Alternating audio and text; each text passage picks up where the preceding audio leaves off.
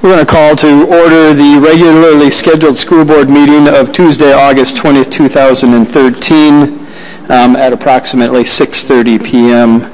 Member Murneke, would you please call roll? Member Cameron. Member Johnston. Member Casper. Here. I'm here. Member Saliga Punko. Here. Member Wasson. Here. Member Westholm. Here. Superintendent Gronseth. Here. Deputy Clerk Hansen. Secretary Thibault. Student Representative Persh. And Student Representative Thibault. We have a quorum. Thank you, Member Murneke. Board members and members in the audience, please stand and join me in the Pledge of Allegiance.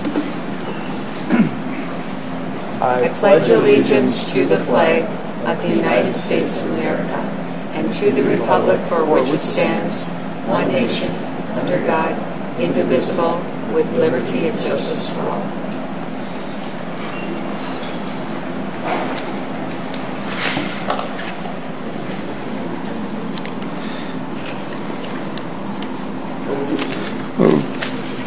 Board members, could I get a motion to approve this evening's agenda? Made by Member Wasson, seconded by Member Saliga Punko. Any point of discussion? Seeing none, let's move to a vote. All those in favor signify by saying aye. Aye. Any opposed? That carries 6-0. Board members, let's move to the reading and approval of minutes. Could I get a motion to approve the regularly scheduled school board meeting, or special school board, or excuse me, regular scheduled school board meeting of July 16th, 2013? So moved. Made by Member Westholm and seconded by Member Wasson. Any discussion? Seeing none, let's move to a vote. All those in favor signify by saying aye. Aye. Any opposed? That carries 6-0. Next one, board members, is the special school board meeting executive closed session of August 12th, 2013. Could I get a motion to accept? So moved. Made by Member Westholm and seconded by Member Wasson. Any discussion? Seeing none, let's move to a vote. All those in favor signify by saying aye. Aye. Any opposed?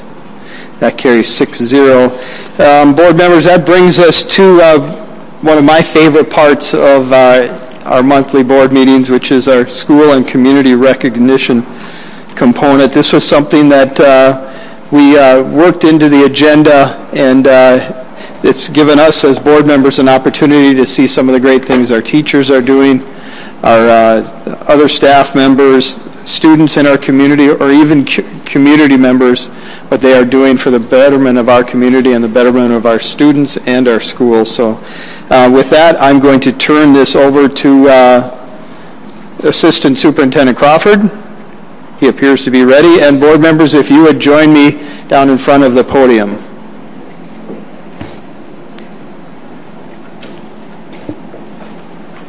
Is that on there? Good evening.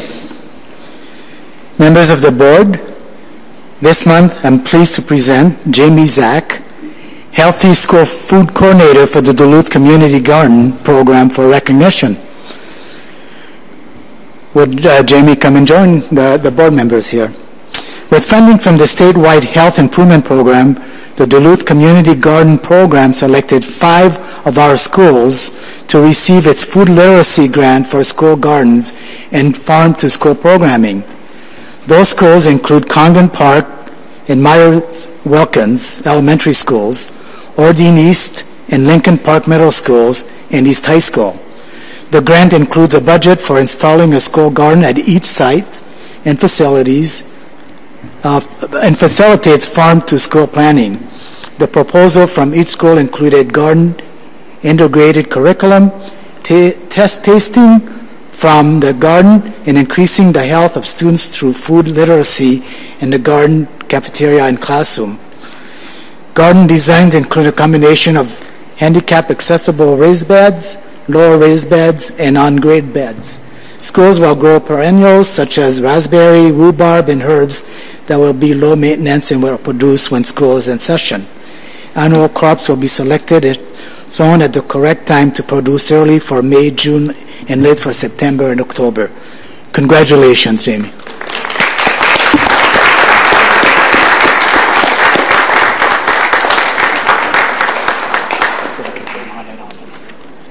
She's going to say something.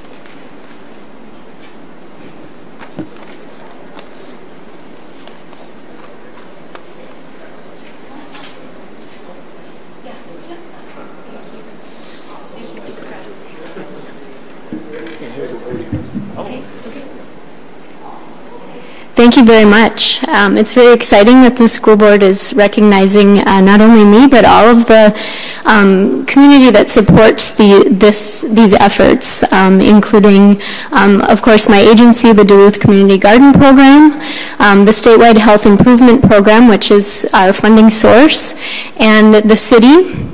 The Western Lake Superior Sanitary District has helped out a lot, and many other local businesses and nonprofit organizations who are moving these efforts forward in Duluth Public Schools.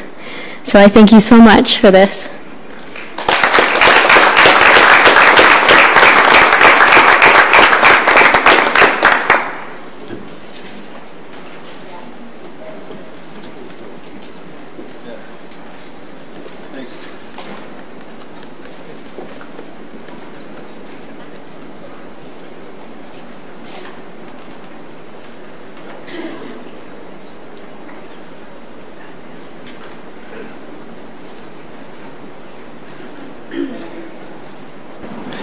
Thank you again, Jamie, for your efforts, and the SHIP program as well for the funding that has made this possible. It's another great example of our schools and our community working together for the betterment of our students. Always nice to see things like that happening. Now we're moving on to audience participation. Member Johnston, do we have a sign-up sheet? We've got a last-minute addition. I'll remind all of our speakers that you have 3 minutes to address the board with any subject that you're concerned about. Remind you to use a code of conduct that is not inappropriate when addressing the board or inappropriate for the community around you. So we'll give each member 3 minutes. Member Murneke, to my left, will start the clock. You'll notice it as it's counting down. When it starts to turn yellow and then red is a time for you to wrap up with your speech. So first up we have Joshua Bixby, followed by Lauren Martell. Welcome, Joshua. And your microphone is on. All right, thank you. Thank you for the opportunity to speak with all of you this evening. My primary comment is about, actually two, one about the levy and then also about sort of process in terms of the school board. On the levy, I've shared my thoughts with some individuals on the board already, so I won't get too deep into it, but I encourage the school board to not move ahead with the new board-approved referendum as well as the location equity, and to move ahead with a traditional voter-approved referendum. I think given the history of the long-range facility planning over the last few years, I believe trust, and if you believe all the campaign literature of my fellow running mates, it's a common theme. It's something that the community is struggling with a little bit, and one way to do that would be to trust them to do what's right for the schools and not take unilateral action as a board. So that's my comment on the levy.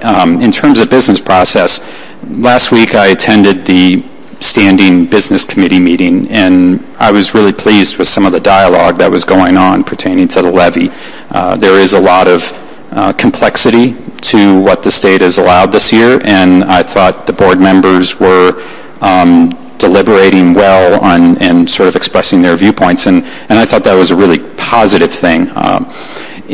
What's a little bit frustrating is when you only have public feedback at the board meetings like we do now, an opportunity to comment is almost just like a moment of catharsis for the person, because honestly, I don't really see it impacting any of your votes this evening. I mean, you've thought about the issues already, you've discussed it as a board, and you're mostly here to vote.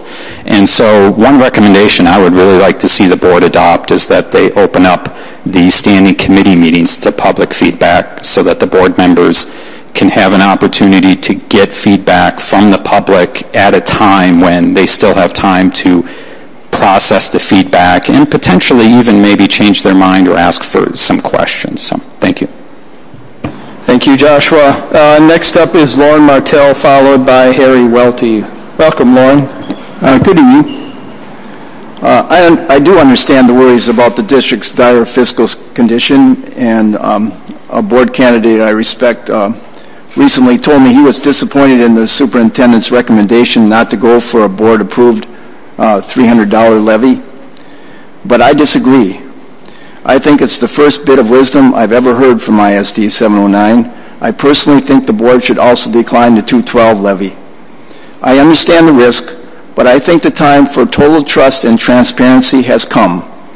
I think a $480 voter-approved option should be on the ballot.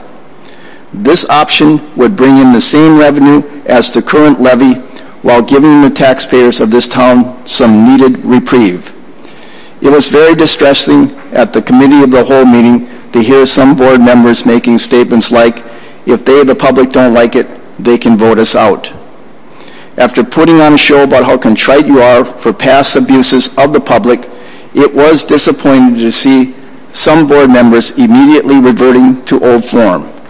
It is not, as one board member put it, taxation without representation. It is taxation without public approval. Once again, you've been granted the ability to run over the public, to force a tax, but is it wise to do so? Is it wise to add to the deep well of resentment and ill will that already exists? People have long memories in this town. I'm continually amazed at how many people still bring up, still seething with anger, what happened with this building over 40 years ago. Current board members may not pay a price for the anger you will add to if you take this action, but the district at some point will pay a price. I guarantee that. One junior board member has been making some bold statements of late about what it is to be a responsible government body. I don't know what they teach in government studies courses these days, but we live under a system of representative government. The first duty of an elected public representative is to his or her constituents. You are supposed to be concerned about what they're feeling, what they're thinking. Unfortunately, that is an important civics lesson, if past practice is any indicator, unlikely to be learned in this room. Thank you. Thank you, Lauren. Our next speaker is Harry Welty, followed by Marcia Stromgren. Welcome to your old stomping grounds, Mr. Welty. I haven't even come to stomp. I'm glad to see you here. Members of the Duluth School Board, it's an honor, of course, as always, to come and speak to you today. Familiar place, and tonight with this terrible, oppressive heat gives proof, once again, of your fortitude and your willingness to endure a great deal of heat for your convictions, and I congratulate you for that. I am going to apologize, Superintendent. I have to ask a question of you. Just a shake of your head, yes or no, will determine exactly how I proceed with my 2.5 minutes of comments. The newspaper story today that I read suggests to me that your recommendation to the board was going to be that you place all of the levy questions before the voters as opposed to decide that on your own and only have them approve that which was over what you needed. Is that correctly? Did I correctly understand that story? Oh, it's not wasn't your suggestion, huh? You think that you should not? Okay. Well, then I misunderstood. I was going to offer my congratulations to you if that had been the case. I know that it would be an act of considerable Well, okay. Now, are you going to recommend to your board members that they place all of the referendum levy money before the voters, or only a certain portion over and above? Were you going to? Really, this isn't a point of discussion as part of this. This is an opportunity for you to speak. Right. So. Anyway, I will do this. I was here to say this, and if I misunderstood the newspaper story, then of course my comments will not be quite as forceful. But I was delighted by what I appeared to me to be your inclination to trust the voters, because as Lauren Martell said, there are a lot of people who feel that they have been betrayed by the board in the past. It's a matter of trust. And it would take a fair amount of courage on the part of this school board to give the voters a chance to vote up or down the whole shebang, because they may be angry enough that they might not give it to you. And I want you to know I understand how bad things are now. And I want the public to know, and I'll do my best to explain how bad things will get if that base level that currently exists does not go forward. I think it would be an act of courage on the part of this board to take the advice I thought the superintendent might offer them, to let the public make that decision. They have not been trusted in the past. It would be an act of trust on your part, begging for mercy, not for you, but for our children and the city's future. And I think it would be perhaps the best diplomatic thing you could do to give the voters 100% of the voice on how they will act on these votes, knowing that you could put the school district in a very, very terrible situation. That is what I meant to say. I would have said it a little bit more clearly if I had any doubts at all about your recommendation.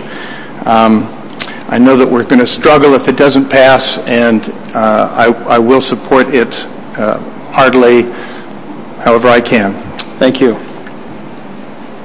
Our next speaker is Marcia Stromgren, followed by Tom Albright. And reminding members of the community, if you'd still like to approach and speak to the board, you have an opportunity to sign up in the front of the room to do so. Thank you. Welcome, Marcia. Thank you, Chairman Casper, and good evening, Superintendent Gronseth and board members. Interesting reading about the Moody's Investor Service outlook on our securities, stuff that's not really very familiar to me, but I'll have to learn about it, won't I? But that's just one of the problems we have. We have declining enrollment, overcrowded classrooms, 70% graduation rate, classrooms with smart boards empty with no classes held in them. I was in one of those last fall when I took a community education course. We paid about $12,000 for those smart boards. They're not even being used. And yet our kids are crowded in other classrooms for lack of teachers to use those rooms. We have not seen any real energy savings. I know this information has been asked for time and time again, and the latest figures come from 2008. So where are the energy savings we were promised? You know, as a business owner, I have to make a profit to keep the doors open in my business. If I had the kind of losses that you are encountering year after year since the long-range facility plan was implemented, I would have had to close those doors a long time ago. But you know, I probably don't have to worry about that too much longer, because you're increasing my taxes are probably going to close the door. If I add more buildings, my taxes will go up. If I don't add more buildings, I don't have any more income to pay the taxes. I've only got so much that I can collect a revenue on. And a little bit of money that we need this year, we got to pay taxes to the federal government as income tax. And now I've got another 12% increase I'm facing this year. Small businesses are the backbone of this community. We don't have a lot of jobs that are not involved in the hospitals or the universities. We don't have manufacturing like we once had. There's very little jobs for students that needs something other than going off to college. So if you tax the small business owners out, what's left? Thank you for listening. Thank you, Marcia. Moving on to our last speaker, Tom Albright. And again, reminding members of the audience, if they would like to approach and speak to the board, they would need to sign up in the front of the room. And I'll ask that one more time after Mr. Albright is done to see if there's anybody else. So welcome, Tom. Great.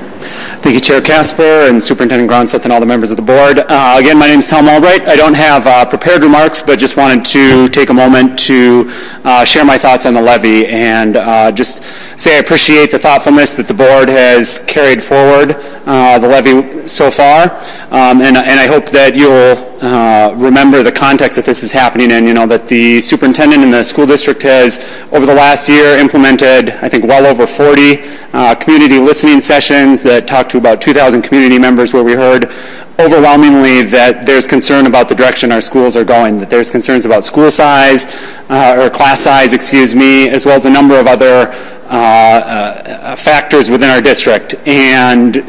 And so tonight we have a chance to actually put ourselves on a path forward to address some of those concerns. I'm sure we're going to have a debate about exactly what that looks like and how we move forward. I'm not going to weigh in a lot on that. I'm sure folks will be able to find fault with no matter what path we take forward. But I think the point that I want to express is just my excitement of the chance that voters will have to really make an impact in the lives of our students day to day, that our classes are too large, our textbooks are too old, and we need to address that. And so I hope that we're able to move forward in a way that doesn't just maintain the status quo, but truly addresses some of the concerns that were raised in the community listening sessions that have been held. Thank you. Thank you, Tom. Again, one last opportunity if any folks would like to address the board. Okay. Thank you for those who participated, and we will now continue with the rest of our agenda. Moving on to reading of communications and petitions. There are none, and we are to the superintendent's report. Good evening. Well, it's August in Duluth, and it is a hot day in Duluth. While this building is historic and it's beautiful, it is also extremely susceptible to summer heat. I'm sure that a lot of you are feeling the warm glow of this day as we speak. And just to let you know, we did close our administrative offices, most of them, a little bit early today when the temperatures reached the 90-degree mark on our third floor offices. And we do that a few times a year, and please be patient with us when that happens. We just want all of our employees to have safe working conditions. But when it gets this warm in Duluth, we also know that fall and crisp mornings are just around the corner, and with it comes the start of a new school year. And our principals and our clerical staff are already out in our buildings. They're welcoming new families as they come to sign up for classes, and our teachers are making their way back into the classrooms as well. The staff at Congdon Elementary has been working on setting up their brand new renovated school, and they can't wait for everyone to come in and see the new spaces. They're very excited about it. Also, the office at Myers-Wilkins is open for new families to enroll, but we're still working on putting the finishing touches on that school, but we'll be ready and open in time for school to start, so we're excited about that as well.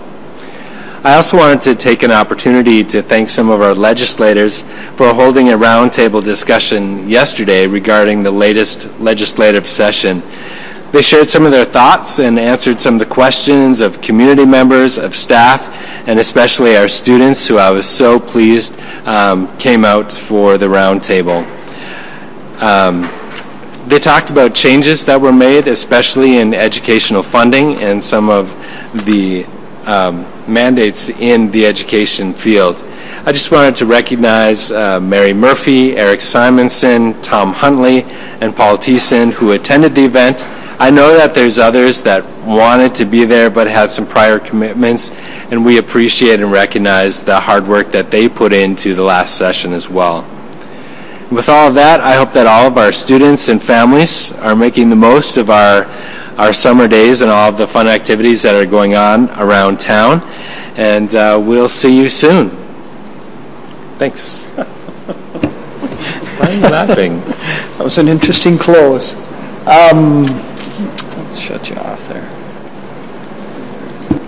And the superintendent had mentioned both Congdon and Myers-Wilkins, the last two of the schools that were being renovated or replaced as part of the long-range facility plan. We do have open houses planned at both of those schools, so if folks are interested, those will be published as we get closer to those dates. So, all right, we are now going to move to the report of our standing committee. Member Johnston, in Member Cameron's absence, would you please read the Education Committee report? Sure, I'd be glad to. Just want to tell everybody one more little story about the heat there. We had our closed session. We had the nice pictures of blizzards going on, so it kept us cool for a while. Of course, in a few months, we'll be saying, where'd that nice heat go? Anyway, back to the Education Committee. Thank you, Mr. Chair. Informational items. There wasn't any informational presentations. Grant applications. We had a grant application from Teen Parent Specialists for the Habitat program, and they have applied for a grant from the Ordine Foundation for $40,000. And it's recommended the school board accept this as an informational item. Action items is resolution E08-13-3121. Do you want me to go ahead with that, Mr. Chair? Member Johnson, why don't you read that resolution, please? Okay. A resolution. Acceptance of grant awards to Duluth Public Schools, whereas Minnesota Statute 465.03 requires a school district to accept grants by resolution expressed in the terms prescribed by the donor in full, and whereas acceptance of the grant in accordance with the donor's terms is in the best interest of the Duluth Public Schools, now therefore be it resolved that the Duluth Public Schools does accept the below described grants from said organizations in accordance with the terms set forth herein. Be it further resolved that the Duluth Public School wishes to extend its grateful appreciation to these various organizations. We have one grant, and that is from the U.S. Department of Education, and for $136,000, and is for Title IV Indian Education Formula Grant.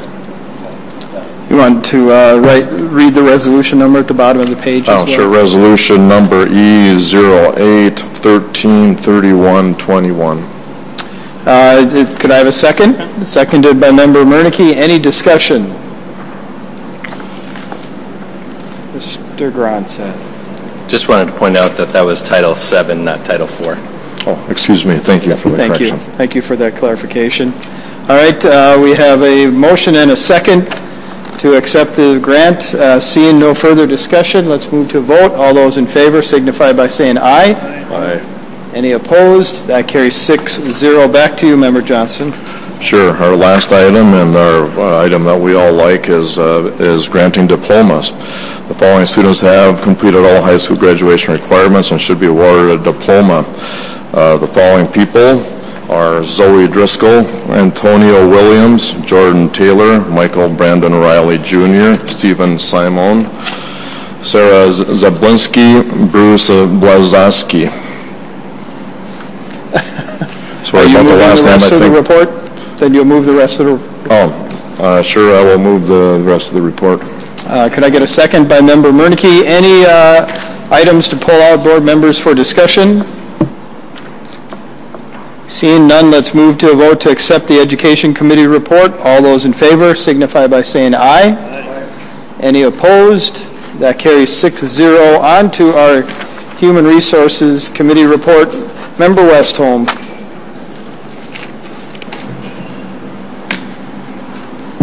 Well, thankfully, with the heat, we have a relatively brief HR report, probably one of the shortest ones I've seen. We have staffing report action items, which I will discuss briefly. Other action items, there are no other HR action items at this time. There are no informational items at this time, and there are no HR future items at this time. So with that, I will move to the staffing report and run through what we have there. Certified appointments, there are 11. Certified co-curricular, there's 1. Certified extensions, there's 3. Certified leaves, there are 3. Certified permanent increases, 1. Certified recall from layoff, 1. Certified resignations, 1. Certified retirements, 2. Certified temporary decrease, 1. Certified temporary increase, 2. Non-certified appointments, 16. And non-certified demotions, there are 6. Non-certified extensions, there are 17. Non-certified leaves, there are 5. Non-certified permanent increases, there are 5. Non-certified promotions, there are 5. Non-certified recalls, 2. Non-certified resignations, 2. Non-certified retirements, 1. Non-certified summer school, there are 9. And with that, that's the end of that report, and I move the HR report for this month of August. Could I get a second? Seconded by Member Saliga-Punko. Any discussion? Member Johnston. Yeah, just one quick question there that I noticed here, looking at it here this afternoon, is on the certified appointments. The last item on that is a certified appointment by Frank Warner, point 4, quality process coordinator, and I'm just wondering, could you say what that is and what that pay level is, please? Hold on a second, Mr. Swirsky. That's the position that we've had the president of the DFT in the last couple of years. It's a point 4 appointment. However, with this appointment, the DFT has agreed to fund that entire point 4 position and reimburse the school district, so it is costing us nothing for that position. Thank you for that clarification. Back to you, Member Johnson. Thank you. Good? All right, so we have a motion and a second. Seeing no further discussion, could let's move to a vote on accepting the Human Resources report. All those in favor signify by saying aye. Aye. Any opposed? That carries 6-0. On to our Business Committee report. Member Saliga-Punko.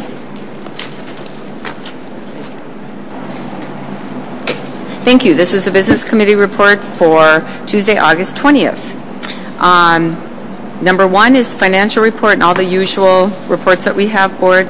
Number 2, bids, RFPs, and quotes reports, and we have a bid for Piedmont, the basketball court and fencing. And it's recommended the Duluth School Board approve entering into contract with Billman Construction based on their low bid as provided in response to bid number 1230-1, Piedmont Elementary Basketball Court and Fencing. Down to number 3, policies and regulations, there are none. Number 4, contracts, change orders, and leases. Contracts, number 1 is K-12 virtual schools. Attaches a contract with K-12 virtual schools for online learning services for the 2013-14 school year. The contract is for approximately $80,000. It's recommended the Duluth School Board approve the contract with K-12 virtual schools. And then number 2 is K-12 virtual schools. And same thing, online learning services for the homebound program for 2013-14. And the contract is for approximately $30,000. It's recommended the Duluth School Board approve the contract with K-12 virtual schools. And number 3 is Minnesota Alliance with Youth. Attaches a contract with Minnesota Alliance with Youth for 11 Promise Fellows at $6,800 each for a total amount of $74,800. It's recommended the Duluth School Board approve the contract with AmeriCorps for the 2013-14 school year. And then change orders. Number 1, we have Congdon Park. We had a lot of discussion about all of this. And number 2, Myers-Wilkins Elementary. And that's all the change orders. And then number 5, we have resolutions. Do you want me to just take those right now, Chair Casper? Or?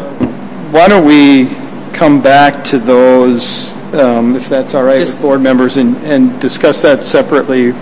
So just go on to, so we'll just approve the whole business report without the resolutions. Okay. We'll go to number 6, just informational, the expenditure contracts, revenue, other contracts, that are usual informational reports. And number 7, future items, the fiscal year 13 financial audit, which I know is happening as we speak. So I move the business report minus the resolutions. Can I get a second? Second. Seconded by Member Lawson. Any discussion or points you'd like to be brought out? Member Johnston? Mr. Chair, I'd like to have a discussion and vote on item 4A. 4A? 4A1 and 2. 4A1 and 2, okay. And I'd like to have a vote on 4A3. Okay. And discussion on 4B1 and 2. Okay. That's it. That's it? Any other board members? All right, Member Johnson, you're up with 4A1.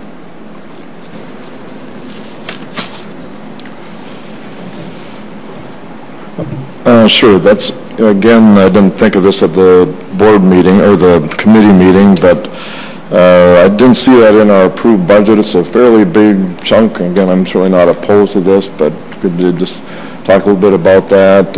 Was that on our budget? Is this an additional item? And appreciate a little background on that. Member Crawford, or Mr. Crawford, could you please approach? What, you want to go to right to the podium, or down on the end? He's moving around on me. Jody as well. Okay. All right.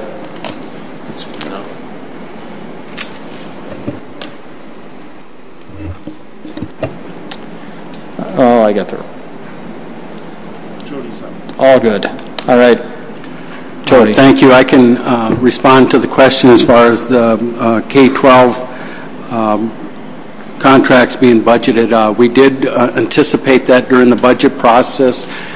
We were looking at a couple different options during the process and had pretty well anticipated that we would be around this price range. Both these contracts that are on here are only estimates at this time. We're only going to incur costs if we order the services for the particular contracts.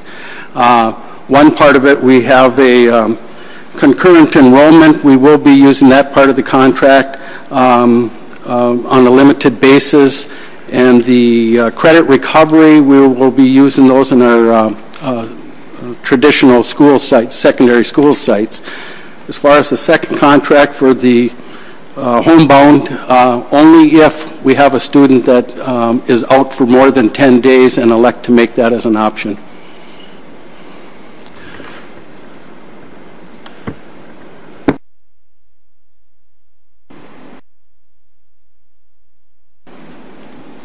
Mr. Crawford. Oh, do not press that button. Yeah. Okay. There you go. It's a little hot. As you know, we initiated a new program at Unity School, what we currently refer to as Unity School. We're in fact moving towards even changing the name. But it's going to be a blended online program that our students are going to be involved in. It's kind of a flipped classroom where a lot of the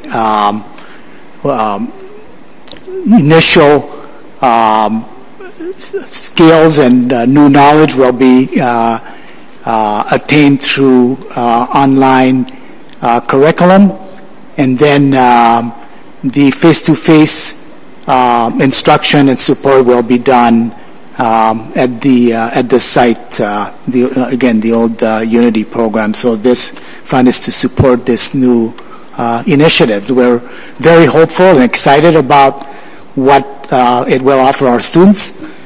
We are also moving towards full implementation in the next 3 to 5 years, in the next school year, where we'll be licensed by the state to offer online learning to not only our students, but to peripheral districts and beyond. But that's going to take some time and effort in the next school year to implement this full online program. Thank you, Mr. Crawford. Member Murneke. Thank you. Teaching for as long as I did, I obviously work with homebound students, and we sent a lot of homebound teachers out into the community, and there were times where the appointment times were missed, and scheduling was difficult. As I understand it, this is going to be much more user-friendly for the student, and it should result in some savings to the district. Is that right, Mr. LeBlanc?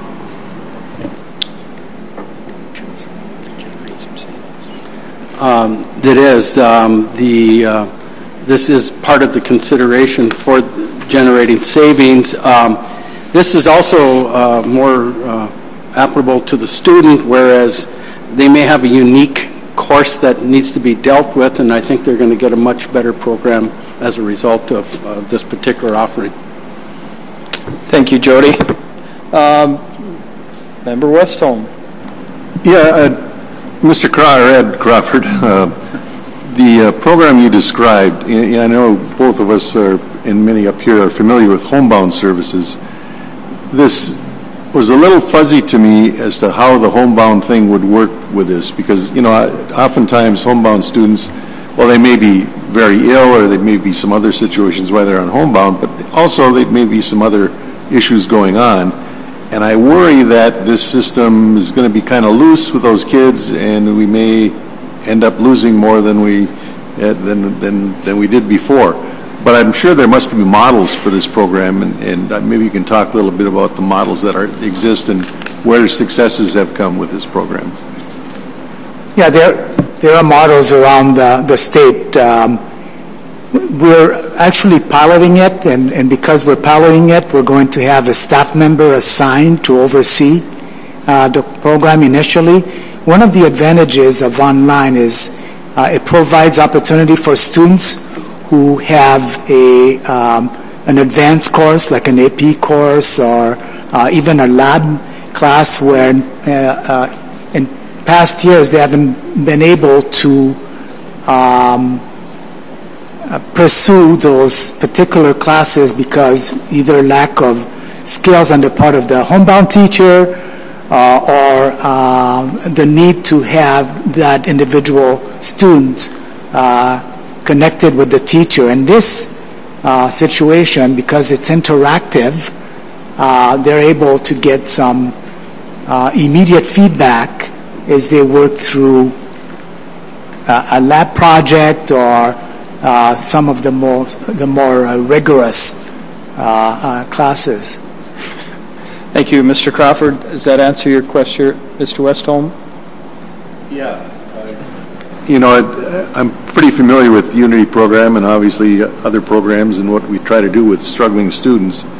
And, anytime we venture into a new program, I always want to look at it with a skeptical eye just to make sure that we ask the questions that need to be asked. And, of course, I'm not running the program, so I'm sure Mr. Crawford and the people that are involved with it, are well aware of that. Let me ask, Ed, is there going to be, what is going to actually exist next year for the Unity building, and, is there going to be a Unity school per se? It might be part-time, it might be, where kids are dual enrolled in this other program, but, okay, someone's coming up to answer that. Assistant Principal. I'm Adrian Norman. I'm the administrator assigned to formerly Unity and the independent study program that was downstairs, and I'll be in charge of implementing the new programming. Basically, a snapshot of it will be, it's a 4-day week. We'll be open to student contact from 9 to 5 p.m. and students will have an opportunity to do credit recovery and work independently online with an instructor, and then the blended approach that Assistant Superintendent Crawford was referring to. They can have a full schedule. We can meet their needs individually. It can be custom fit to meet their needs. Does that answer your question, Mr. Westholm? Yeah. Wait a second. Somebody mentioned AP courses and things, so this will be potentially a program not only for maybe students who are struggling in a mainstream school, but also more advanced students who maybe don't have an opportunity to take those classes in our buildings. Is that correct? That's exactly right. That's the goal that we have, and we can, we can make that happen now. Many of these students go out on their own, with other online programs. So one of the advantages, again, is that this will be, the K-12 program will be monitored and controlled, if you will, by our district, providing more support to our students. Well, one of the things that we found is that many of those kids who leave our schools and go on full-time online, they may register and then they don't, follow through. So with some of our personnel in place, we're hopeful that will create more opportunities and more in terms of support for those students. Okay. Thank you, Mr. Crawford. Member Johnson, does that answer your questions regarding that part of the agenda you had questions on? Yes, I would like to have a separate vote on that, though, if we could. All right, you want to do that now? Let's do it now. All right. So are you talking about 1, 2, and 2 separate vote, or each one of them? All right, 1 and 2. All right, all board members in favor of supporting 4A, 1 and 2 signify by saying aye. Aye. Any opposed? All right, moving on to Minnesota Alliance for Youth, members 6-0.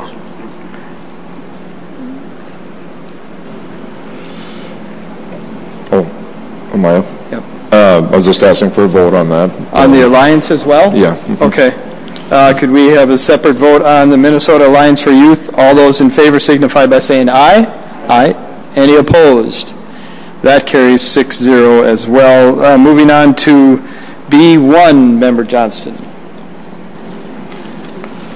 Yeah, this has to do with the change orders, and I'm sure Mr. Leiter knows what I'm going to ask, but sorry, here I have to ask it.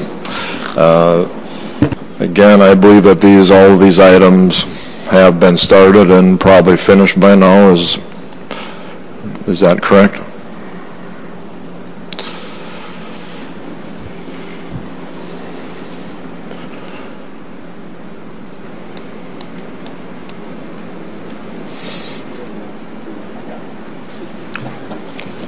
Chair Casper, members of the board, Member Johnson, yes, the change orders that you're acting on tonight have been authorized to proceed based on school board's direction and understanding related to change orders. So in effect, the school board is acknowledging those authorizations in the formal setting tonight.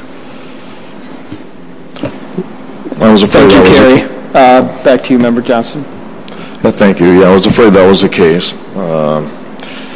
I do have a couple questions on a couple of these items. Item number 1 is $486,000 for an expanded playground. Plus, we have a design contract in item 6G for $8,500 for the Congdon playground. I'm just trying to put this together, and certainly correct me if I'm incorrect here, but on our April 2nd school board meeting, we approved 2 items. Together they were $100,000 for additional hard surfaces and basketball hoops and extended play apparatus. And now I'm thinking that this $186,000 are those 2 items that the school board added into the Congdon contract. Is that a fair assumption to make? Board members, Member Johnston, the action where the school board authorized additional scope did include estimates. Those estimates at the time were based on my experience with other similar projects. And so we proceeded with that work based on the authorization. The actual cost was greater than that estimate, and what you're seeing tonight reflects those actual costs. Yeah, okay, and that's what I was afraid of again. It looks like about a $90,000 increase in from our April. I know it was an estimate. I know that happens, but again, just wanted to see if that was in fact the case. Going back and looking, I'm just going to talk about the change orders as a whole, that these total $340,000. If you go back in section 6F and 6G, there's another $41,500 in those items. That's for a total change order this month of $381,580. And of course, these have already been done and completed. My concern, of course, as I've expressed to this board many times, is that items, particularly of this magnitude and size, if there's an approval, it has to come for the board. It should come to the board before they're completed and not after they're completed. That's not the, I don't think that's the proper way to do business. In October 2012, Mr. Leiter, you tabulated the change orders on the long-range facility plan to be about $13.2 million. And do you have the total change orders now, since intervening about a year, about what we're up to now?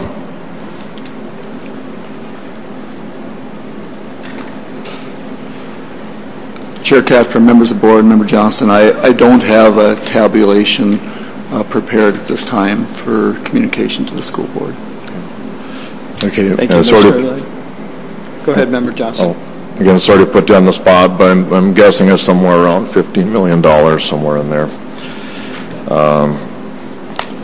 And having said that, I'm going to make a motion not to approve these change orders and send those back to the Business Committee for further review. Is there a second?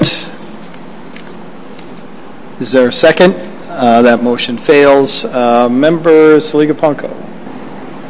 Thanks, Chair Casper. I just wanted to make a couple of comments because the board did approve. Carrie, was that back in April or March that we actually approved this because we knew we wanted to complete our playground and the sites exactly or pretty much like our other sites were completed, correct? Like the playground, the sidewalks, all of that. We approved this, and I'm thinking it was back in April. Maybe it was even March. So we could have equity between all of our elementary schools. And I think one of the, we get caught up on the word change order, but this was actually something we were waiting to see how much money was in the budget for Congdon, because these are things that were needed. We can't just not provide something at a school, and we were worried about not having the budget, but we approved this as a board months ago, and it's just coming now. And I hesitate to say what would happen if we decided not to approve this. Would we be tearing out the sidewalks or the new gardens or the playground? I don't think so. It's done. It's something that, so it's equal with the other elementary. So I just wanted to make that point because it does get confusing when it says change order. It's actually something that was approved by us. Thank you. Member Saliga-Punko. Back to you, Member Johnson. Thank you. Yeah, as I prefaced my remarks, I said that the board approved these items on April 2nd, and I believe there were 5 items that were approved. We took out 3 items. That was when we were talking about the retaining wall. There's no question about whether these were approved or whether they were needed, and that's not a question. My question is a process that we're going through to approve very significant change orders. And as the board has heard me before and the public has heard me before, being a contract administrator most of my life, that's not the way you do business. Thank you. Member Johnson, is that, so that includes 1 and 2. That completes your, the part of the agenda that you wanted pulled out for discussion. So we have a motion to approve and a second for the Business Committee report, withstanding the resolutions that we'll discuss separately. Seeing no further discussion, could I get a motion to approve the Business Committee report, or a vote on it, I'm sorry. Yep. A vote on it. All in favor? Aye. Any opposed? That carries 5-1. Moving on, Member Sligopunko, to the resolutions before us. Okay, first resolution is 5A. Board members, you can turn on page 63. It's a resolution authoring a new school board approved referendum authority. Yeah, right here, page 63. I move B8-13-3122 dated August 20th, 2013. Could I get a second? Second. Seconded by Member Wasson. Discussion. Member Sligopunko? You can go to Member Johnston first. He's not lit up. Oh, are you not? Okay. Yeah, isn't this one more postponed? Right. Yes. We're going to have just an opportunity for Deputy Clerk Hanson to enlighten us, No, I don't. please. No, I don't. Oh, I don't. I just want to call the board's attention to the recommendation that's associated with that first resolution. That is to postpone indefinitely the item, but obviously you can make any motions that you are inclined to make.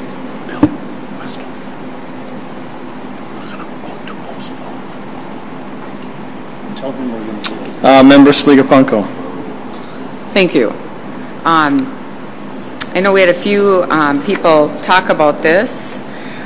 I have a little bit of a speech prepared on this because as I've sat on this board for the last 6 years, been a teacher in the past in the district, PTA president,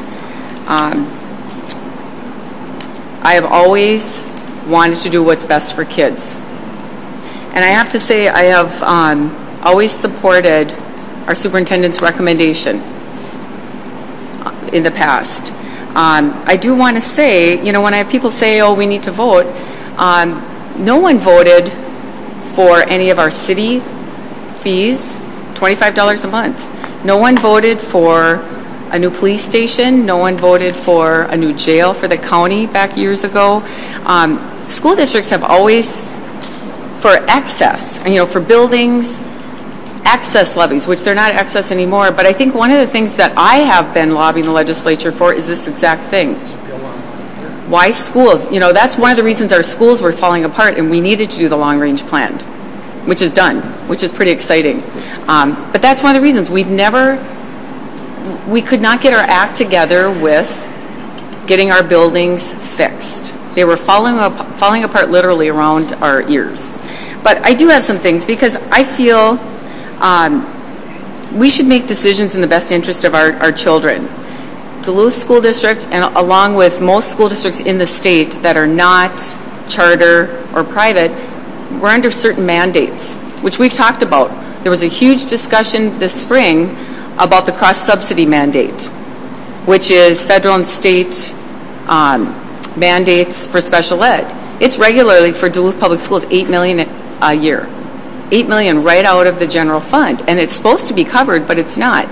So the mandates really have pressured us, and it's not just that, it's testing, it's more and more mandates, and you have other school districts, charters and private, that don't have to follow the same guidelines that we do. But I do want to say something too when I mention about we're an elected body that's elected to make decisions to provide the best funding and education for our kids. There are some entities out there that aren't even elected that get to decide increases in whether it's fees or gas rates or, you know, I've gone to all of this. I am a chamber ambassador. I get to go to all of these different forums with the business community. And when we're looking at this, I have spoken to so many community members between the business community, teachers, different school staff, parents, PTA members. I have not talked to one person in the last couple of weeks that has said, oh, no, we better wait. They're saying, why would you put the district at jeopardy for not having any funding?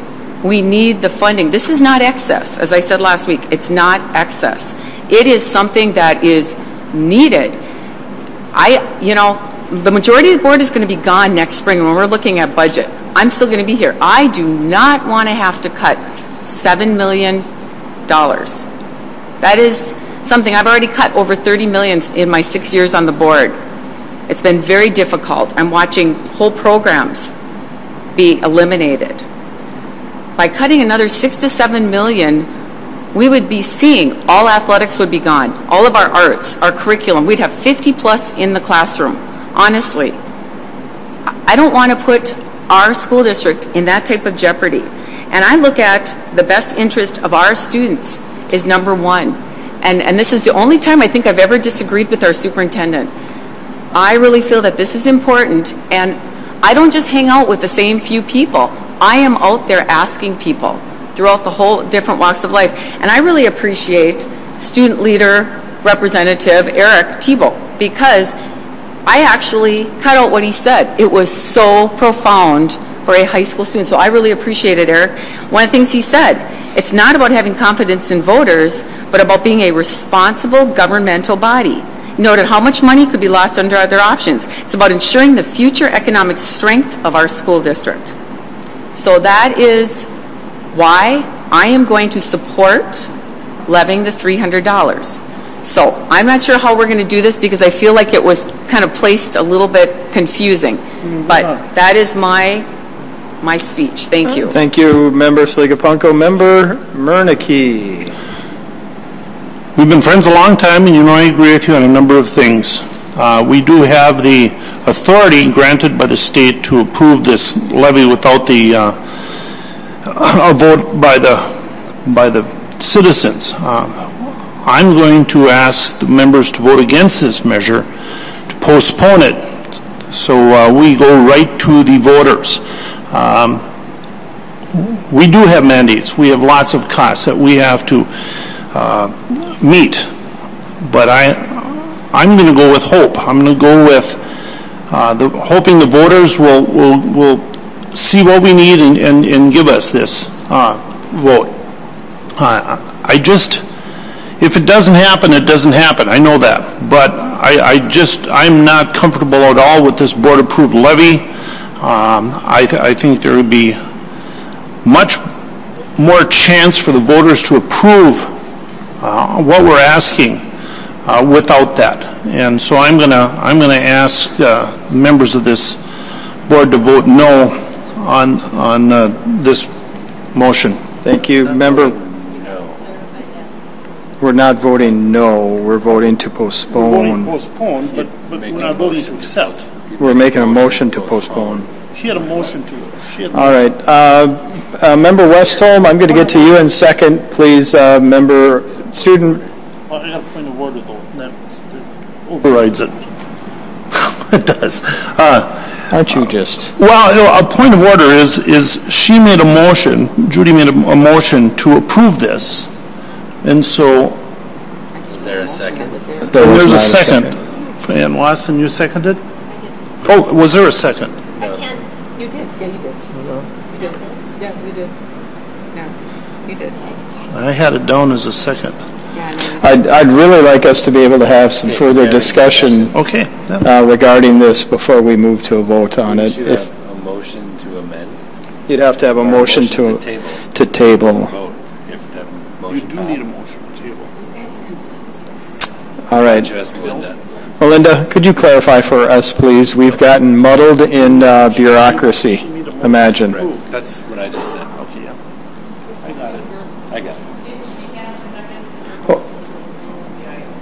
Yes.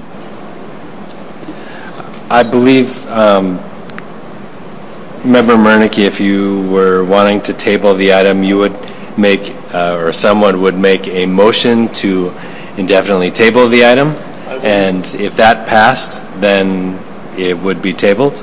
If that was not passed, then you would go on to vote on the item.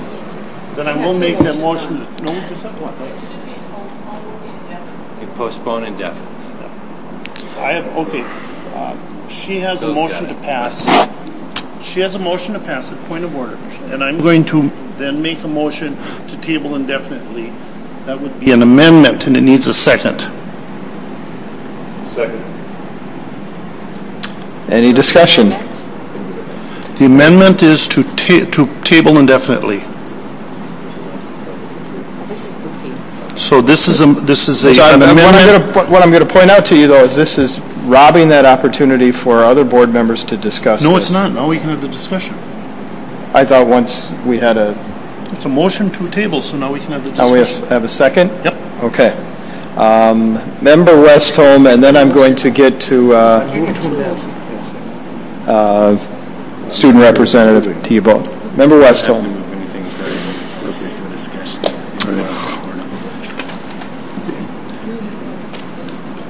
It's already been moved now, and ready for a vote, so, I'll let whatever discussion is going to go on, and I may jump in at some point after that. Okay. All right. We're going to go to Student Representative Tebow. Welcome. I'd just like to thank Member Sliga-Punko for mentioning my comments, and I'd like to agree with her in that I think that I understand that it's a perhaps unpopular decision to appoint the $300 per student to board levy funding, but I do think and would like to reaffirm that this is a point of responsibility that we have to undertake to ensure the financial security of our district, especially if we feel that there is enough of a risk that the people of Duluth might vote down the measure of a new levy so that we're moving into, if we're moving towards motions that would encourage the people of Duluth to vote for the levy, if we feel that there's that much of a risk that we might not, that they might vote it down, I think it's especially necessary then to take precautions if that event were to happen. I think that it's, I don't think that this is betraying the people of Duluth in any way. I think that it is doing the job of an elected representative to ensure a financially stable government. That being said, I'd also like to ask a question, a point of clarification for Chair Casper, that with all the motions being made, what would a yes vote entail then if somebody were to vote? Would that be to table this? To table it. All right. It's an amendment. Yes. So a vote in affirmation then would be to table it and not appoint the $300 exactly. for the levy. Yes. Thank you. Superintendent Gronseth. Thank you. Clear the air. Well, it's interesting that in the middle of all of this, we had a roundtable discussion with the legislators yesterday, talking about all of the changes that were made in the last session. And I can assure you that one of their strongest messages was that they support education, they support schools, and there is a great recognition that funding of education in Minnesota for the past 20 years has been declining, and they wanted to help to make that situation better. They did take some wonderful steps. They made some great decisions. As they admitted yesterday, at the end of the session, things got a little confused, and it took a while for them to sort it all out. In Duluth, for the past 7 or 8 years, we've had some things that have needed some sorting out as well. We've gone through a $315 million long-range facilities plan that has given our community a great deal. It's given us a brighter future. It's given our students the facilities that they need, that they deserve, that our staff needs to function professionally, and gives our community a great future. It's also come with a lot of controversy. One thing that I've learned in the last 18 months of talking with people, and Mr. Albright mentioned that we had the 50 public meetings in which we talked about the future of the district. We've talked about the past of the district. But the thing that came through the strongest in all of that was hope. Hope that we would be moving towards something better, that we all come together around the topic of education and realize that we have the power to build the future for our students. It was for this reason, among all of the conversations that I've had with board members over the last month of discussions on this topic, that the agenda that is before you has a resolution that recommends tabling this indefinitely. That means Not that we don't need those funds. We do. We need those funds to function in this district. What it means is that we have faith in the people of Duluth, that they believe in the future of our students, the future of our community. I'm hopeful that we can put our faith in the people of Duluth as we move forward. Thank you, Superintendent Gronseth. Member Johnston. Sure, I'd just like to support Mike's opinion on this. I think it was well stated. Could you repeat that again? I'd just like to report Member Murnicke's opinion on this. I support his opinion. So you couldn't do it Did I get that right? I'd like to add a few more comments on it, too. I think the discussion has been good. I liked our discussion at the committee meeting. I think it was very important. I think that it's very important that we, as a school board, put that faith back in the community. I think the community will make the right decision. I think that if we go ahead with this, I think it will very likely jeopardize any chance, because we have another couple motions down here to do a $600 no tax increase referendum. I think if we go ahead with this, that will jeopardize that, very likely make it not pass. I think that the responsibility we have is for everyone here, not just the students, but also to the taxpayer, the students, the staff. We have to look at it in the long term. We cannot look at it in the short term on a short-term gain. And I'll bring this up. Maybe this is a trite example, but one of the TV stations did an interview with Superintendent Gronseth and myself. I heard about it later. But he made the comment that Superintendent Gronseth and Mr. Johnston seem to be on the same page. And I think that's very symbolic. I think that when I, who have been quite critical of a lot of the board's action over the last few years, or 5 or 6 years, when we can come up on an agreement like this, I would like to really acknowledge that and think that that is a start, a very good start. And again, I'm asking the board here to vote to table this so we can move on. Thank you. Member Johnston.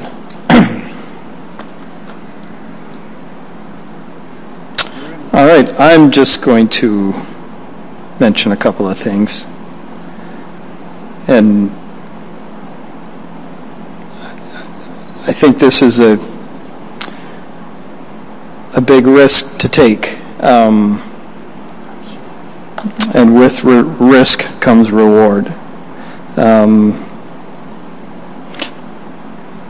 I like what Member Sligapunko said about we've been given the authority to do this. However, with what's happened in the past, we need to give this responsibility back to the taxpayers of ISD 709 to support the schools and what the needs are of our students in those schools. So I'm going to also support tabling this, not without great thought and not without great conviction and concern of what happens if it fails. My time on the board is limited. I have 4 months and 9 days left. Not that I'm counting. And other board members that are up here as well. So the impact of what that decision is in November will have little to no impact on the board members, but significant impact on our students and their education and our community's future. So I'm going to vote to table this, but that isn't in any way a lack of support or hope or faith that the taxpayers of ISD 709 will support the measure that we have coming before them to fund our schools and to help us as a board and help our staff as educators educate the children of ISD 709. So with that, board members, I see no further lights. Again, clarification, if we vote yay or yes, we are voting to indefinitely table If we vote no, we are voting to move back to the original motion made by Member Saliga-Punko. So members, all those in favor of resolution B-8-13-3122 signify by, which is tabling indefinitely. Postponing indefinitely. Resolution B-8-13-3122 signify by saying aye. Aye. Those opposed signify by saying no. No. That carries 5-1. Thank you, and my apologies, Member Saliga-Punko. Member Saliga-Punko, back to resolution B. Just opt out. Let's see. Oh, here we are. Let's see, page 64. Resolution electing not to participate in the Location Equity Index Program for fiscal year 2015. See, B-8-13-3123 dated August 20th, 2013. Is that, I'm trying to figure out, is this written right also?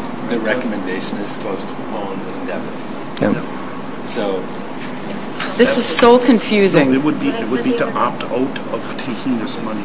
You should not take it. We don't want to. My recommendation is to postpone indefinitely, which means somebody has to make a motion.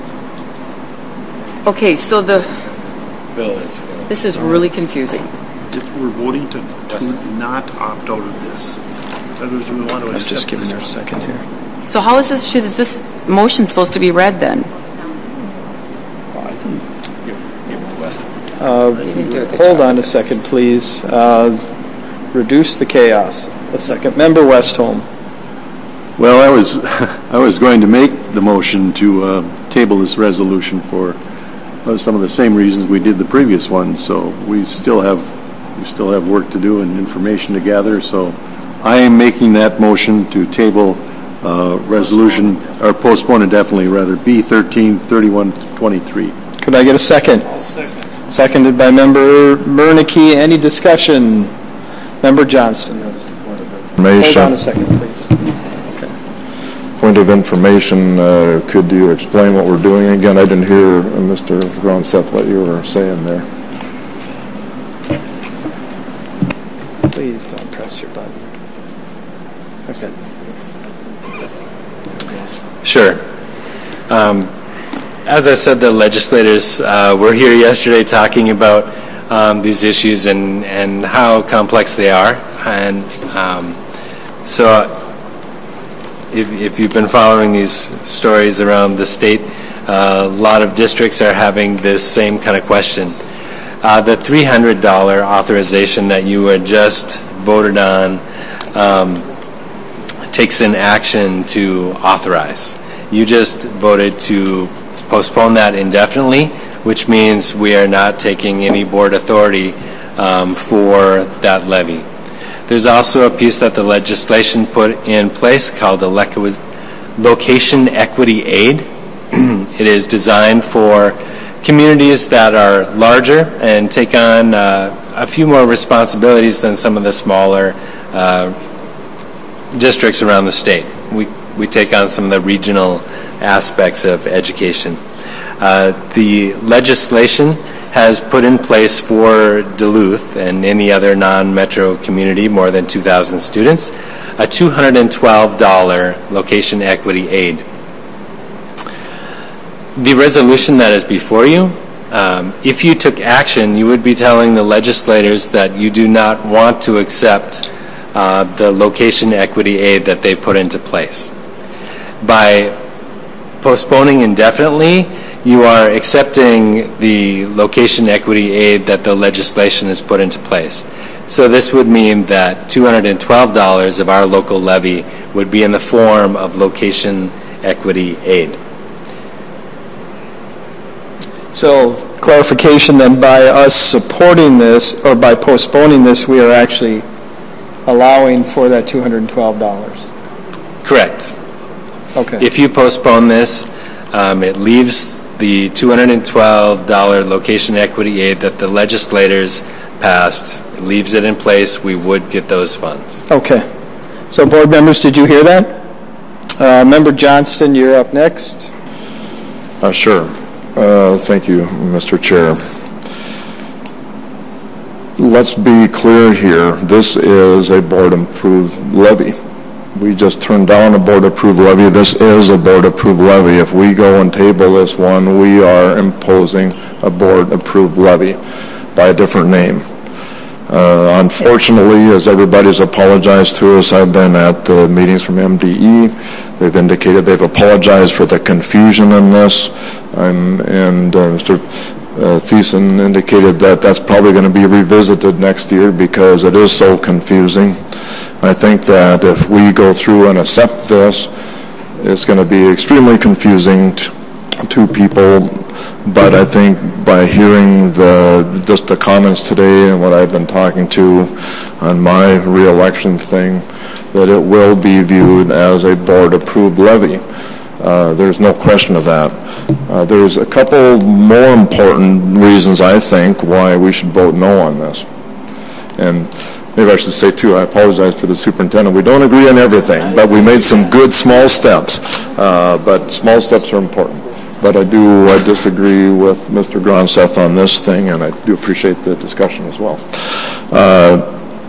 If we go through and approve this, and say, for example, the citizens also approve the motion coming up next, or is it a couple times here that we would approve $600 and an additional levy. By adding this to the figure, because of the nuances and the, I'll call vulgarities of the way the law was written, it's not going to actually increase anything that we get. The revenue generated to the district will not increase, and also the tax burden will not increase. So by including this is really going to do nothing. There's even a more important item to look at this, is that, say, for example, we include this as a 212, which I will call board-approved levy because that's what it is. And what happens if this confuses people? People don't trust us already. There's a confusion there, and people say, wait a minute now, they are doing a board-approved levy. I mean, we can parse that to Kingdom Come, and it's going to be at least perceived whether or not that is correctly as that we are doing a board-approved levy and are, in fact, taking away the right of people to make that. Okay, what happens then? The voters turn that down. What do we end up with? We end up SOL. That would go on to option 3. We would have a dramatic decrease in our revenue that would be generated, and it would decrease our property tax. But I think this board is looking at what's the best way to safeguard funds, and the way to safeguard funds, the way to not safeguard the funds is go ahead and do this and let the media hash this over till everybody is so confused and so mad at us. We have lost the goodwill that we are trying to engender. And I think that is so critical.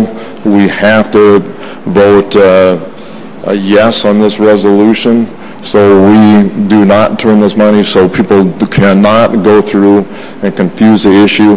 Again, I will say again, if they confuse the issue, this by voting, by tabling this, it has just increased the chances of a decrease of chances of a levy happening dramatically. And worst of all, that will take away, and looking at the chart here, that will take away approximately $3 million of revenue. We cannot afford that chance. We have to go forward with asking the people to take our trust back. And by tabling this, we are saying, no, we do not trust you. Superintendent Gronseth. I just wanted to clarify. I know that these are two new and somewhat complicated terms. The board authorized levy referred to the first resolution. this is actually location equity aid that the legislation put in place. If you were to take an action, you would be saying, don't take the money. Don't take the location equity aid. By not taking an action, you're leaving in place something that the legislators put in place already. So I know that there's a very fine nuance between the two, but this is an action that the legislators took to help out districts, and just wanted to make that clear. Thank you, Superintendent. Board Member Sliga-Punko. Oh, thank you. No, you weren't. I just want to make a couple comments, and then I have a question, Superintendent. You know, I know that this is going to be used as an excuse, board authorized levy, by some people in this room, why to vote no. And we do know that there are going to be some people in this community, including a board member that's currently sitting, that are going to do their best to bring down a levy in this community. So I think that it is frustrating to me that we do have to, that last thing we put for a vote. But Superintendent, I'm trying to figure out, honestly, if we didn't have to even vote for this, why did we even put it in? I know we talked about it, but it could have just been informational, and it's confusing, I have to say, how it's worded, because the resolution is different from what's on here. And so I want to make sure that we are voting the correct, what are we voting? What was moved, what are we voting? I want to make sure that we're correct. Member Johnston. I would like to remind the chair the Robert's Rules of Orders does not allow members of a board to make and to impugn intent to another member. That is what they just did. So I would ask the chair to call order to Member Sligo-Punko and ask her not to impugn what my reasons are for doing anything. Member Sligo-Punko, please refrain from doing that in the future. Thank you. Mr. Gronseth, if you would please answer Member Sligo-Punko's question. As we had this on the committee agenda for your discussion, it was quite confusing moving into a meeting setting where it would need to be included as an item for discussion, yet if it weren't on the agenda as an item, you would not be able to discuss it this evening. So that is why it is on here with a recommendation to table to give you the opportunity to have this discussion. Thank you. Member Murneke, finally to you. And then you shut your light off. I did not. You did. There you go. We have to make something clear here. Different members of the board speak and say this is what it is, and another person has a different opinion, said this is what it is, this is what it is. By opting out, we would take this off the table and lose badly needed funding. What we are doing right now is not accepting this. We are not accepting this. We are not forcing any taxes on anyone. What we're doing is postponing a decision. We're not forcing anything. And I'm hoping that that's absolutely clear. What we're doing is we're looking at this source of revenue and we're postponing it, which means we're not accepting it and we're not rejecting it. Ooh. I think we're going to need a clarification there for Mr. Gronseth. Hold on a second, sir. I just want to clarify that by postponing this decision, you have until August 23rd to act. So by tabling it, you are accepting these funds. Stand corrected. We had more time. Superintendent, thank you for your clarification on that. I thought it was September. Member Theobald. Student rep, but I promoted you. Thanks. I'd like to first off agree with Member Johnston saying that if the people of Duluth vote to accept the levy, which I think everyone here hopes that they do, that even the additional $212 in state aid would not change the end amount of funding we're receiving. But I think it's important to point out that as this is accepting a piece of state aid that's being handed down to us by the legislature, we are giving the message to the legislators at the state level that we are interested as a school board and a school district in accepting additional state aid and accepting any funding that the state wants to toss our way in the means of education. I think it's important that even if we don't take the $300 that we could appoint, that we're at least making some motion saying that, yes, we are definitely interested in accepting funding from the state towards education. Thank you, Student Representative Thibault. Back to you, Member Johnston. Thank you, Mr. Chair. I have to make a correction that if this passes and the referendum does not pass, we will get zero of that 1.1 million. We will get zero. We will get to zero, according to your chart here, that if we pass a zero board-approved levy, a 212 location equity allowance, which I'm calling a board-approved levy as well, and the referendum gets defeated, we will get zero of that 1.1 million. We'll get zero. So by putting this in does not assure us anything. In fact, it almost assures, to me, it almost assures that the public will be, rightly or wrongly, they will get confused and they will vote no. I'd like to thank one of the members. That gives me a lot of power over the electorate in Duluth, but the people make this decision, not me. And I've said repeatedly that I support a levy if it does not increase taxes. And this is a sure way to not get this $1.1 million, and I want to emphasize again, make a correction from Mr. Murneke when he said that this makes, by tabling this, we will not lose badly needed funds. That is incorrect. If we get this 212, we will not get that $1.1 million. Superintendent, correct me if I'm incorrect on that. And I think he's prepared to. Right.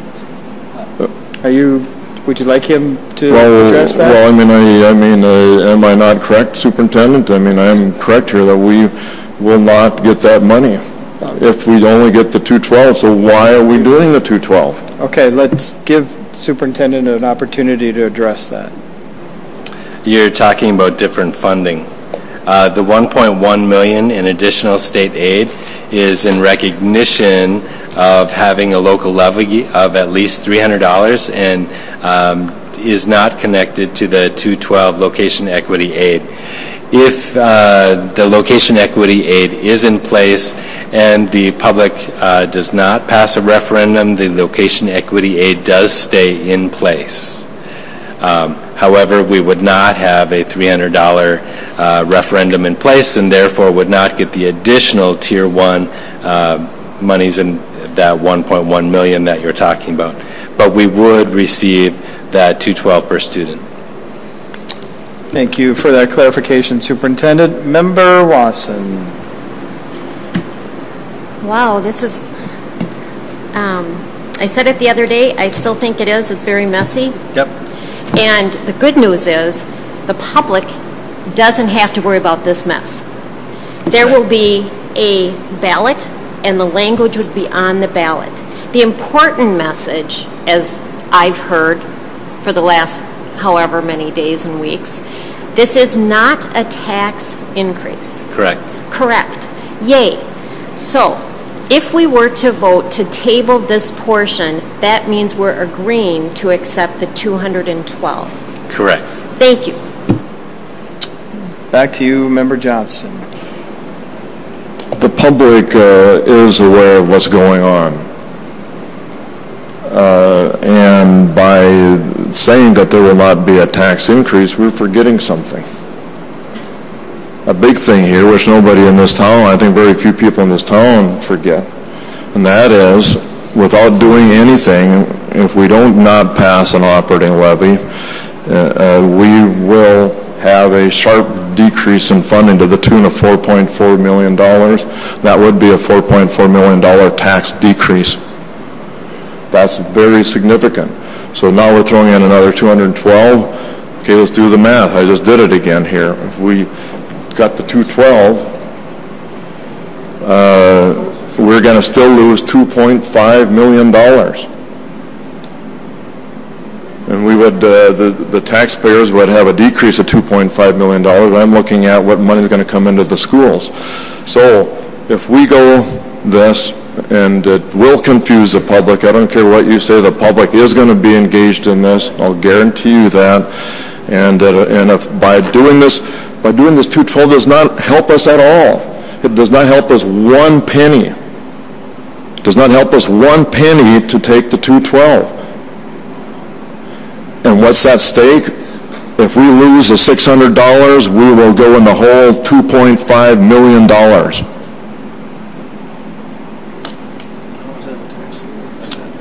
We cannot take that risk. I am almost begging the board not to do this. Give the thing to the people here and let them decide, and I think they will make the right decision, and that will avoid us from losing $2.5 million. That's what's at stake here. Superintendent. I think that's an important thing to remind all the board members and everyone in the room that none of the three options that I presented to you are a tax increase. They all are collect the same amount of local taxes that we have collected for the past 5 years. So I don't want people to get confused about that.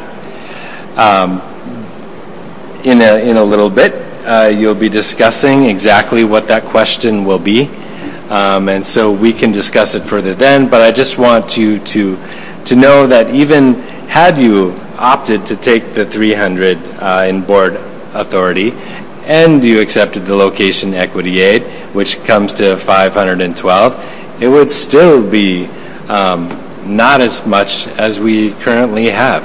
That would be a decrease, not a tax increase. So just want that to be clear. Thank you, Superintendent. Member Johnson. We are risking too much here. We're risking people saying no, and the fact of the matter is people know, as happened 2 years ago, they voted no, no, no with a landslide.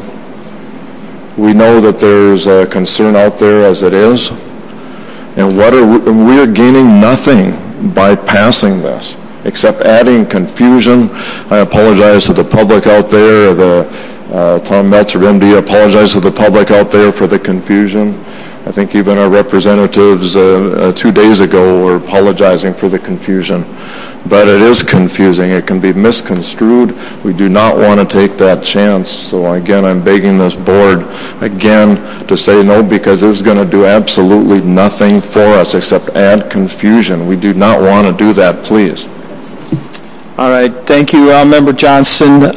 Seeing no further lights, we are going to move to a vote. Clarification, Mr. Hanson. A vote in support to postpone this resolution is in essence accepting the $212 location equity levy. That would be correct. Thank you. All right, board members, we're going to move to a vote. All those in favor signify by saying aye. Aye. Opposed? That carries 5-1. Moving on to item C, the next resolution, Member Saliga-Punko. Postpone it indefinitely. Don't touch that. There you go. Okay. And this is the one that was in our folders, right? Yes. Okay. So resolution relating to renewing and increasing the general education revenue of the school district and calling an election thereon. I move resolution B 8-13-3124 dated August 20th, 2013. Could I get a second? All right, thank you, board members. Any discussion? Just, excuse me, Chair Casper. Yes, sir. If I missed it, I apologize, but I just want to call your attention to the fact that you did receive a modified resolution in your packet. So thank you very much, with a slightly different amount on it. Yes, thank you, Mr. Hanson. Member Johnston. Thank you, Mr. Chair. I was hoping that I would be able to say I support the board on this. Still can. No, thanks to the opinion this board has made, no. You've made a thing that's going to be impossible. It's going to put us at financial jeopardy. You have refused to acknowledge that the 212 does nothing, absolutely nothing for us. And so, no, I can't do that because you made that decision, not me. All right, thank you, Member Johnston. No. No? I thought, okay. No, I'm not done.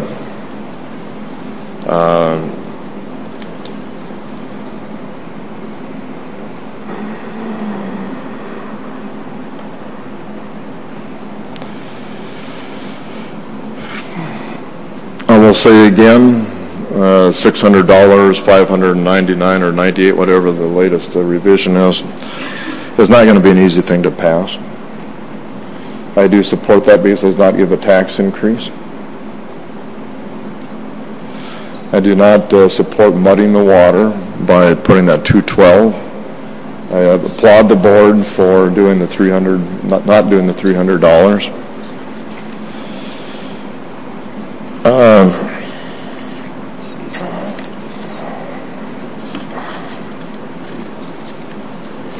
I do not support, particularly with what the board just did. I think if we go ahead and do a second, have a two-vote, two-ballot question, that's going to be another nail in the coffin. 3 years ago, people that supported the referendum, people that were opposed to the referendum said, don't do a gimmick election again, please. The administration and the board have ignored that advice from both sides. I think that this would have passed very easily if people were given a clear choice and there was no confusion, no 300 here, 212 there. Oh, wait a minute, no, 598, you're saying that's the same, but it used to be 365. The confusion is just, to me, unacceptable, and we've just added confusion to it. And, I don't understand why. This is a mistake. I will make a motion to remove second paragraph of item number 1 on the resolution. That has to do with adding a second question for $200. So you're recommending... On page 65, my motion is to delete that second paragraph question. of item 1. So school district ballot question 2, you're recommending the removal of that? Yes, I think, Mr. Chair, I think that this is going to add to the confusion, it's going to add to the lack of passing. I think if we want to be looked at as being not greedy, of absolutely acting for something and with a very good chance of passing, I think the 600, probably even with the 212 might pass, but this is going to add to the confusion, and I'm asking the board here, does somebody please give me a second, at least have a discussion on it. I'll give you a second for your opportunity to discuss it, Mr. Johnson, because I'd like to hear your reasoning why. Thank you, Mr. Chair. I didn't think you'd be the second, so I already gave my reasons, but now since you have opportunity, I'll give it again. But no. Just say ditto. No, I just want to say again that I think that the public had an opportunity here. The public has an opportunity to do the right thing. We have an opportunity to regain trust. I think the superintendent and I have came a long way at regaining that trust. I think it's the first step that we could do that with the public. And I think that by adding confusion, adding another 200, I'm afraid is going to be another nail in the coffin of this, and it's something we can't afford to have confusion on this. We have to have absolute clarity, otherwise the people will not trust us again. All right. Member Wasson, are you wanting to discuss the motion? So we have a motion and a second. No further discussion. All those in favor? The motion was to remove question number 2 from the ballot. Okay, thank you. All right. Made by Member Johnson, seconded by Member Casper. Right. All those in favor of that motion signify by saying aye. All those opposed signify by saying no. That carries, or that fails in a 2-4 vote. All right, we are back to the question before us, board members.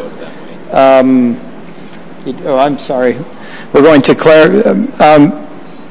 Melinda, we're going to change that vote to 5-1-5 rather than 2-4. Member Westholm voted incorrectly on that. Okay?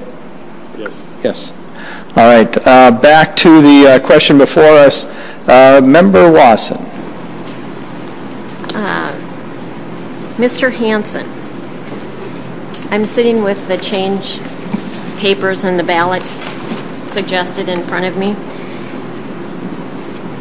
It says you are voting to an existing property tax referendum. Can we add anything to the paragraph above that that says this does not increase? I did ask our attorney a question along that would be worded very similarly to what I just heard you ask, and his answer was no, that the language is pretty specific in statute and requires the language that's there. Okay, thank you for that. I think that's, you're right. The language on the last ballot, it was confusing for voters. I think what happens here, and it is a hot, long night, I happen to be an optimistic person, and I have faith in this community, and I have had that for 9.5 years, that we prioritize kids and we prioritize education. I truly believe that with us on board, the board members on board, the administration on board, our teachers, our principals, students on board, the word can be positive. I like positive. I think we're too filled with doom and gloom, and I think we overreact to it.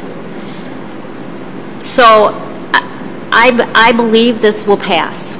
I'm hopeful, because I won't be sitting here next January, February, March, April when these things come to be. But what I do know is if this doesn't pass, we will decimate programs. They will be gone.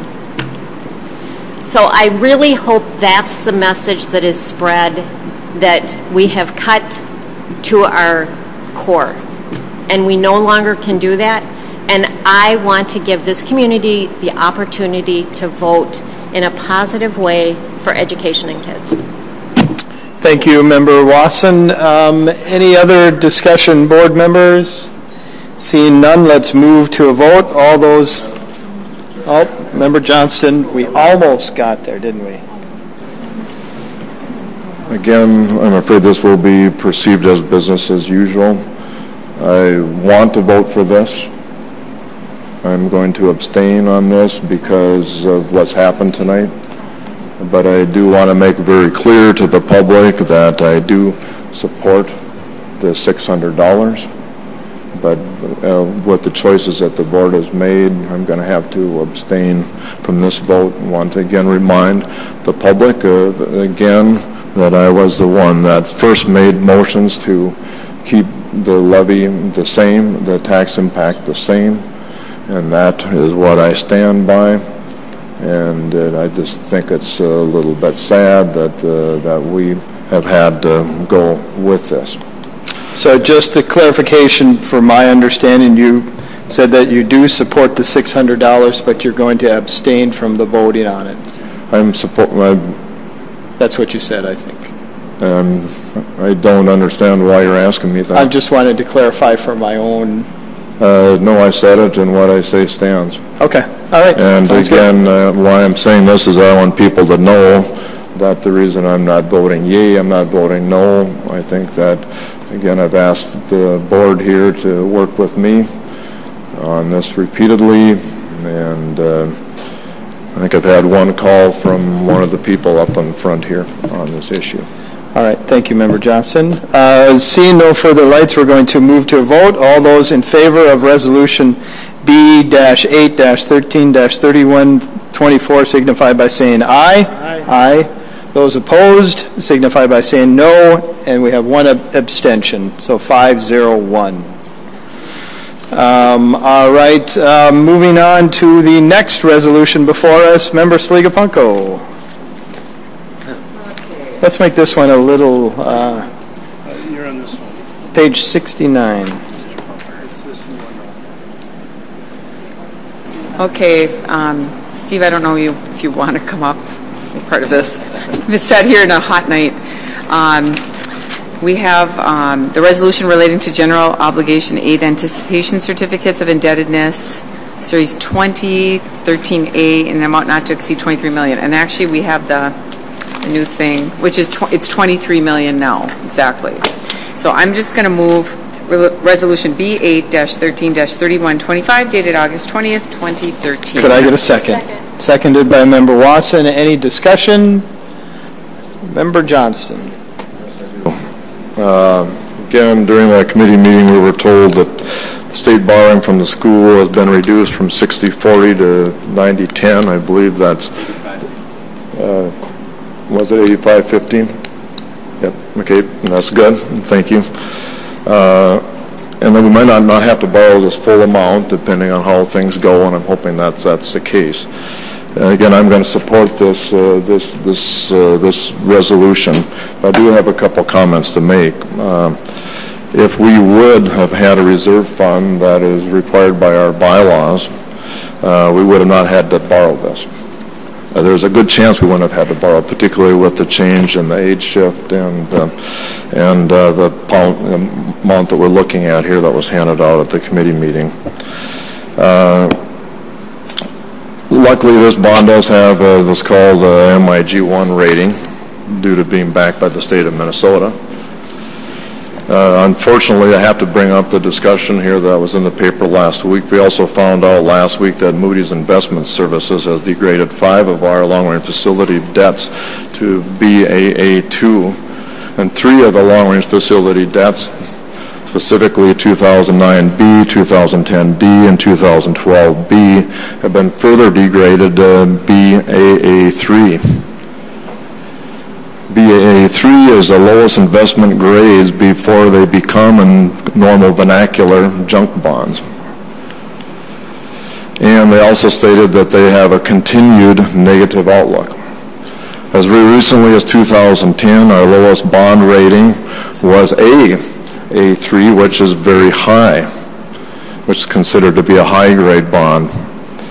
Again, I have searched for and asked Moody's to search for me, and it appears that the Duluth School District has the only Baa3 rating in the state, that we're the lowest rated school in the state. Again, I can't guarantee that because we can't find everything that may have been done. Moody's couldn't even find everything, but that's what they thought. I would like to quote from the Moody's report. The underlying rating reflects the district's depletion of reserves over the last few years, reliance on cash borrowing for operations, declining enrollment, and high debt burden with weak amortization. The district is likely to end fiscal year 2014 with a deficit general fund. Furthermore, the district's deteriorated liquidity and substantial reliance on cash flow borrowing significantly reduces budgetary flexibility to meet its substantial fixed obligations. The challenges are, and I'm almost done, Mr. Chair, declining enrollment trends over the last couple of decades, factors unfavorably in state funding formulas, depletion of general fund reserves due to consecutive years of operating deficits, reliance on one-time revenues for operations and debt service, high debt burden due to excessive capital improvements per long-term this is, I'm quoting them, master facility plan with weak amortization structure, substantial reliance on cash flow borrowing to fund operations, and the outlook, according to Moody's in New York, the outlook fund Duluth ISD 709 is negative, representing our belief that the district's already depleted reserves and liquidity may continue to deteriorate. The outlook further reflects the risk that the district's financial operations may reach a deficit position in fiscal year 2014, given the generous budgeting assumptions. With that, this does not speak good for our financial management, and this is something that so many people, since I've been campaigning since that article came out, even lay people on the street have asked me about this, and it's pretty damning. And I'm very concerned as a board member of this. We know that this does not impact the current bond we have before us. I'm well aware of that, but it does reflect very negatively on the financial management of our school, and that concerns me, as should concern everybody in this community. Superintendent. Member Johnson, if you're done, please shut your, thank you. Just wanted to make sure there wasn't any confusion going on here, that the Moody's rating has absolutely nothing to do with this item. As you said, this is backed by the state. We are not looking to do any borrowing that Moody's would have any effect on. So thank you for sharing, but it has really nothing to do with this item. Member Johnson. Yeah, I stated that already. I made that very clear, that Moody's report, even though it mentions this one, it goes into all the other stuff. So I'm well aware, as I stated in my prepared remarks, that this does not affect this bond, but it does reflect very seriously, in my mind, on the financial shape of our district. And thank you for that.